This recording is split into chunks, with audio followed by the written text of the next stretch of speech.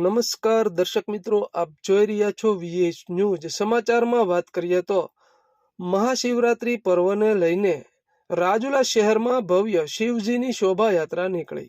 સમગ્ર વિગતની વાત કરીએ તો રાજુલાના છતડિયા રોડ પર શીતળા માતાજીના મંદિર ખાતેથી શોભાયાત્રાનું પ્રસ્થાન કરાવ્યું હતું, તેમજ વિવિધ વેશભૂષા સાથે શોભાયાત્રા રાજુલા શહેરના મુખ્ય માર્ગો પરથી પસાર થઈને કુંભનાથ મહાદેવ મંદિર ખાતે પૂર્ણ થઈ હતી।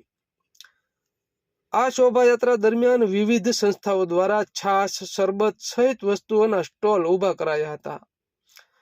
શોભાયાત્રામાં મોટી સંખ્યામાં માનવ મહેરામણ ઉમટી પડ્યું હતું। રાજુલા શહેર હર હર મહાદેવના નાદ સાથે ગુંજી ઉઠ્યું હતું। શોભાયાત્રામાં ધારાસભ્ય હીરા સોલંકી સહિત ભાજપના આગેવાનો જોડાયા હતા।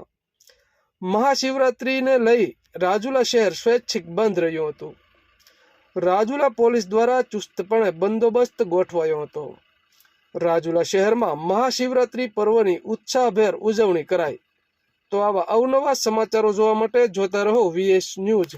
આજે મહાશિવરાત્રિનું પર્વ આખા દેશમાં જ્યારે મહાશિવરાત્રિનું પર્વ ઉજાતું હોય, જૂનાગઢમાં પણ રાજ્ય સરકારે મિની કુંભ જેવો મહાશિવરાત્રિનો ઉત્સવ જ્યારે કર્યો હોય, ત્યારે રાજુલા શહેરમાં વિશ્વ હિન્દુ પરિષદ, બજરંગ દળ, વિવિધ સંસ્થાઓ દ્વારા જે ભવ્ય આયોજન છું, આજે સવારમાંથી ગામ બંધ રાખી અને સનાતની ધર્મના બધા ધર્મપ્રેમીઓ ઉત્સાહભરે જે શોભાયાત્રામાં જોડાણા છે।